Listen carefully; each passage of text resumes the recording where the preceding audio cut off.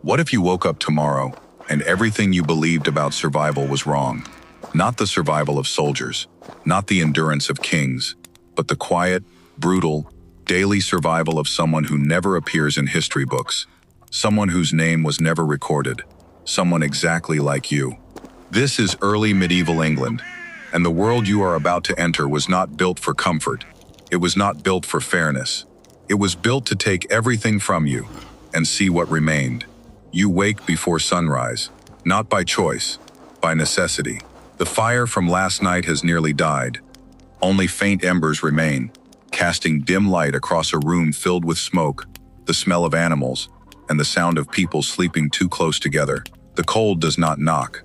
It simply enters, through the walls, through the floor, through your skin, until it reaches the place inside you that still believes today might be different. It will not be different. You rise from a bed of rough straw and coarse wool. There is no mirror, no warm water, no quiet moment for yourself. Around you, your entire family shares this single room, along with chickens scratching at the earthen floor and a pig shifting in the corner. Their warmth helps you survive winter, but they also bring something else, something you cannot see, something we will return to. But the cold is not your greatest enemy this morning. Your greatest enemy has no face. It has no army. It was decided before you were born. This is your place in the world, and you do not get to choose another.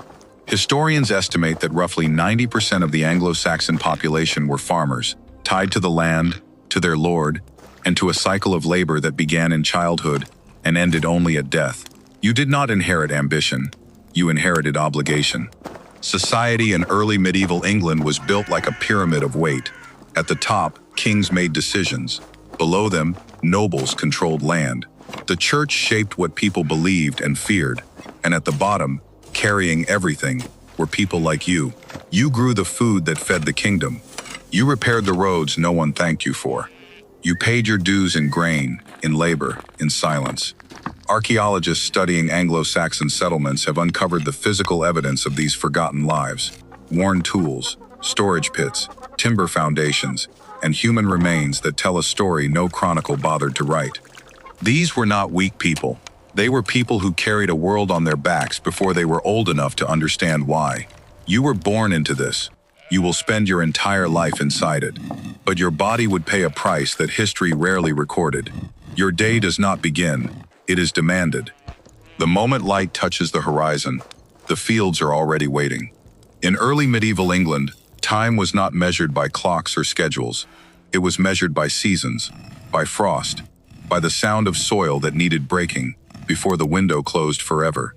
You had no machines, no engines, no replacements, only a wooden plow, an iron blade worn down from years of use, and a body that had never been asked whether it was ready.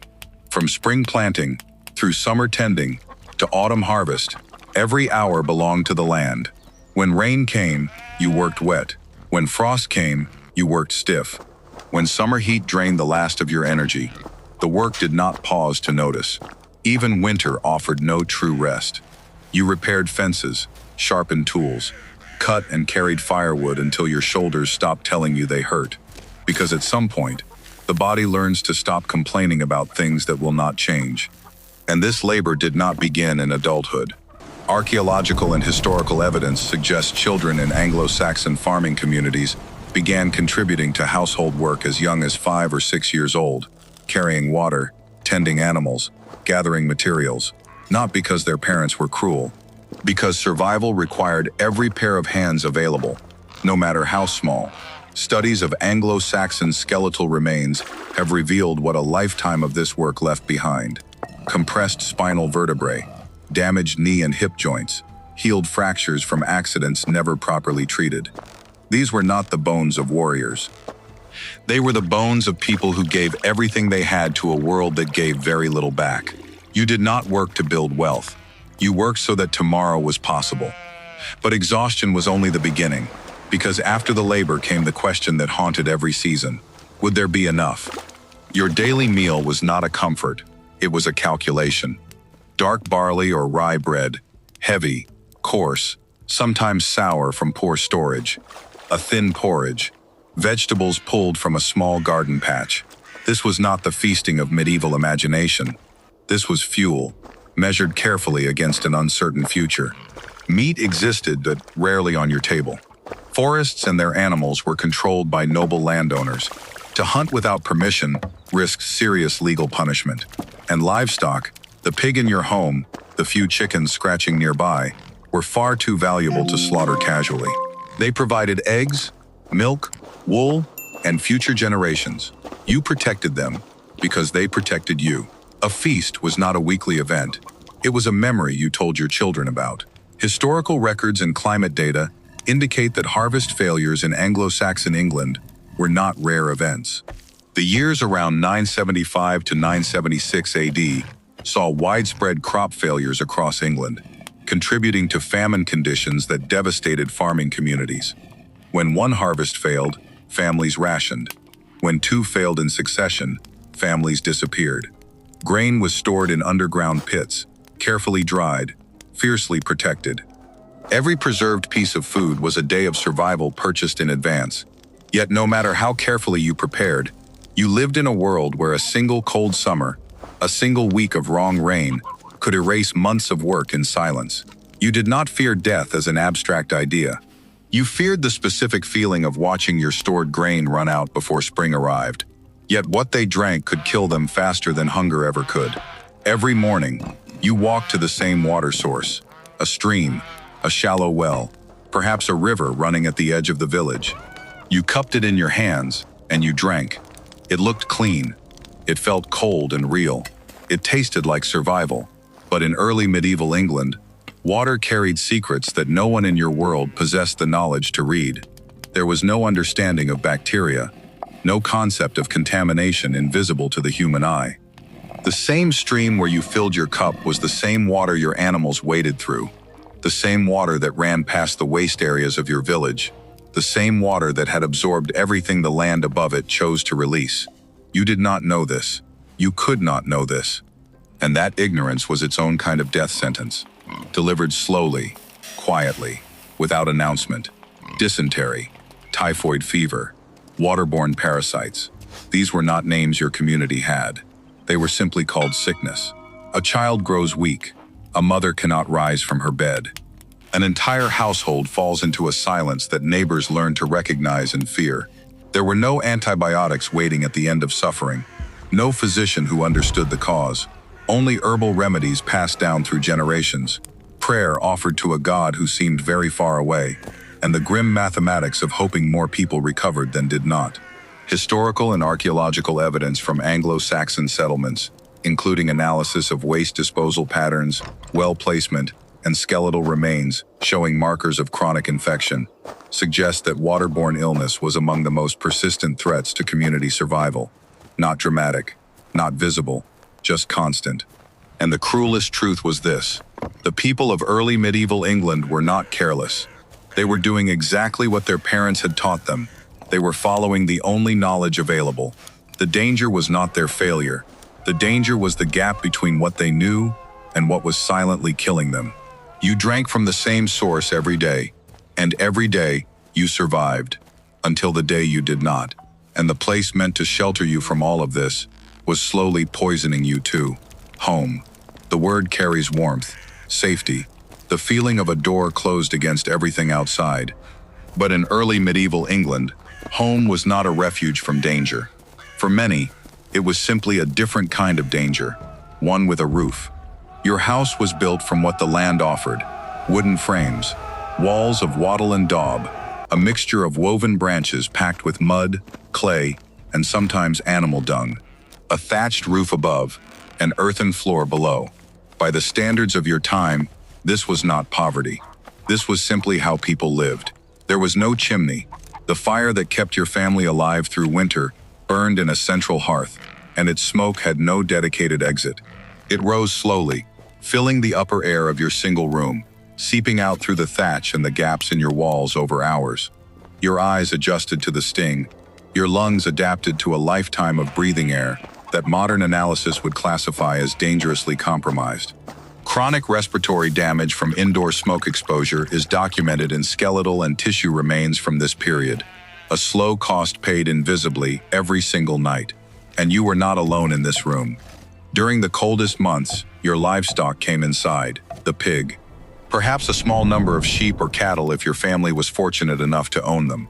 Their body heat was not a luxury. It was a calculated survival decision. Without it, winter nights in early medieval England could drop to temperatures that killed. With it, you survived. But survival came with passengers, fleas, lice, rodents moving through walls and across floors in darkness. These were not occasional inconveniences. They were permanent residents of your home, as constant as the smoke and the cold, and they carried their own invisible freight, disease, infection, the kind of slow physical erosion that does not kill quickly but shortens everything. Historical estimates, though carrying some uncertainty, suggest average life expectancy at birth in Anglo-Saxon England may have been approximately 35 years, a figure shaped not by any single catastrophe, but by the accumulated weight of the environment people lived inside every single day. Your home kept you alive. That much was true, but it was also extracting a payment you could not see and would never fully understand. But the deadliest threats were not the ones you could feel at all. There are dangers you can prepare for: cold, hunger, a broken tool at the wrong moment. These you can see coming, even if you cannot always stop them. But the most dangerous threats in early medieval England arrived without warning, without sound, without any sign at all. They hid inside the things you trusted most. Consider your bread, the dark rye loaf you ate every morning, the same loaf that kept your family alive through winter. During wet seasons, stored grain could become infected with a fungus called Claviceps purpurea, which grows on rye and other cereals under damp conditions. What it produced inside the human body was something medieval communities had no language to explain. Historians and medical researchers have documented a condition now known as ergotism, called St. Anthony's fire by those who witnessed it, caused by consuming grain contaminated with this fungus. The symptoms were terrifying and deeply misunderstood: burning sensations in the limbs, convulsions, hallucinations, gangrene that could cost fingers, hands, entire limbs. Entire villages could be affected simultaneously, with no understanding of why God had chosen to punish them this way. Because that was the only explanation available: punishment, spiritual failure, a sign from above. There were no laboratories, no microscopes, no framework for understanding that the answer was in the grain itself, in the food that was supposed to save them. Archaeological and historical records suggest ergotism outbreaks affected multiple communities across medieval Europe, though the precise frequency in Anglo-Saxon England specifically remains a subject of ongoing historical research. What is documented is the profound fear these events created, and the complete inability of those suffering to identify the cause. Your most trusted source of survival could become the source of your destruction, and you would never know why. Yet even this invisible enemy paled against a threat that arrived not in silence, but in the sound of oars cutting through water, and fire appearing on the horizon where your village used to be. War in early medieval England was not a distant story told by kings. For ordinary farmers, it arrived without invitation and left without apology. When your lord called, you answered, not because you were a soldier, not because you had been trained for combat, but because the system that gave you land and protection also claimed your body when it needed one. You picked up a spear you barely knew how to hold. You left your fields mid-season. You left your family with no guarantee of return, and while you were gone, the harvest did not wait. A single season of forced absence from your fields could push a family from survival into hunger. 2 seasons could erase everything a family had built across generations. The damage of war for ordinary people was not always counted in battle deaths. It was counted in empty grain stores and fields that went unplanted. But the threat that carried perhaps the greatest fear was not internal conflict. It came from the sea. Archaeological evidence from Anglo-Saxon England, including burned settlement layers, abandoned village sites, and weapons deposits, documents the material reality of Viking raids on coastal and river-accessible communities during the 8th through 10th centuries. Settlements that had stood for generations could be destabilized or abandoned following a single devastating raid.